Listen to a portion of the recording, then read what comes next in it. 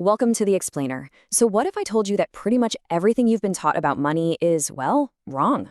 Today, we're diving into a wealth strategy that tells you to forget saving and start using debt. Yeah, I know it's a controversial idea, popularized by Robert Kiyosaki. And we're going to break down exactly how he claims it works. I mean, just look at that quote. Only lazy people use their own money. That's a pretty bold statement, right? It's really designed to grab you because it completely flips the script on what we think of as being financially responsible, saving up your own hard-earned cash. Okay, so what does he actually mean by lazy? Well, the thinking goes like this. The money you have saved up in the bank, that money's already been taxed. And on top of that, inflation is slowly eating away at its value every single day. So, according to this philosophy, using that money is the lazy way. The truly savvy approach, as we're about to see, involves using other people's money instead. And this right here is the big promise. We are going to break down the exact formula this strategy puts forward for buying assets with, get this, zero of your own money down, and somehow paying zero taxes on the profit. It sounds kind of impossible, I know, but let's see how all the pieces are supposed to fit together. But before we get to the how-to, we really have to understand the why. We need to understand the problem this whole strategy claims to solve. And that problem starts with a really different take on your savings account and why just saving money is supposedly making you poorer. All right, check this out because this might change how you see your bank forever. You put your $100 in the bank. For you, that's an asset. But for the bank, it's a liability. It's a debt they owe you. They have to pay you interest on it. So what do? They need to lend your money out and fast to someone else at a higher rate. That's how they make their profit. The big takeaway here is that the banking system is designed to reward borrowers, not savers. And here is the brutal math for savers. Just look at these numbers.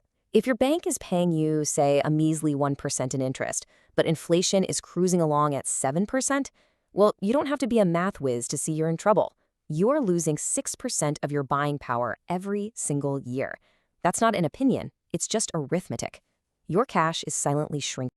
So now we get to what is maybe the most important part of this whole idea, the absolute pivot point. Because according to this philosophy, not all debt is bad. There's good debt and there's bad debt. And understanding this one difference, well, that's the key to everything. And here's the breakdown, plain and simple. Bad debt is any debt that makes money flow out of your pocket. Think credit cards, car loans. You are the one stuck paying the bill.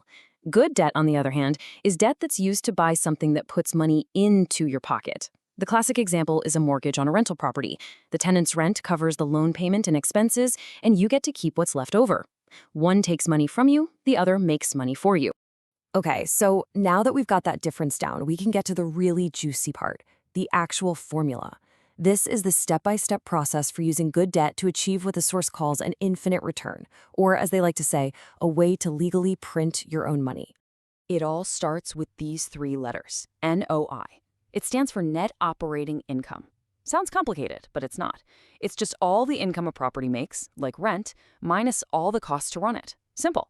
And this number is basically your magic lever, because if you can force the NOI to go up, the total value of the property goes up right along with it.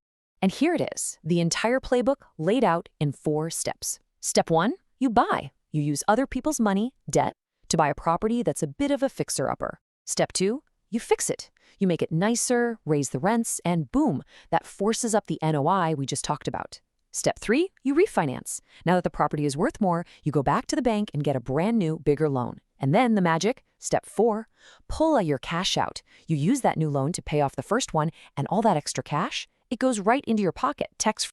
So you're probably asking, wait, how is that cash tax-free? It's actually incredibly simple. And it's the linchpin of this entire strategy. It's tax-free because, in the eyes of the government, it's not income, it's debt. And you don't pay income tax on money you borrow. Think about it. You didn't pay tax on your student loans or your mortgage, right? Same exact principle. And that outcome is what gets called an infinite return. Why infinite? Well, think about the math. You've pulled all of the initial investment money back out of the deal. So you have zero, literally none of your own money left in it. And yet, you still own an asset that's paying you cash every single month. Your return on a $0 investment is, mathematically speaking, infinite.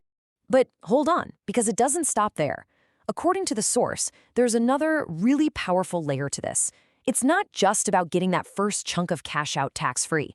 The goal is also to make the monthly rental income you get tax-free too, and this happens through something called a phantom loss. So here's how this works. The tax code lets property owners take a deduction for depreciation. The normal wear and tear on a building. It's an expense on paper, but no actual money leaves your wallet. That's why it's a phantom loss. So look at this example. You might collect $50,000 in real cash from rent, but on paper you can claim a $55,000 loss from depreciation. The result? Your taxable income is negative $5,000. You've got cash in your pocket, but you pay zero tax.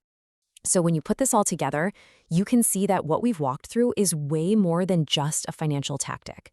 It's really a fundamental shift in how you think about money, about debt, and about the whole financial system. The core argument here is that the financial system isn't really designed to be fair. It's just a system with a set of rules. And those rules tend to penalize people who just save their money.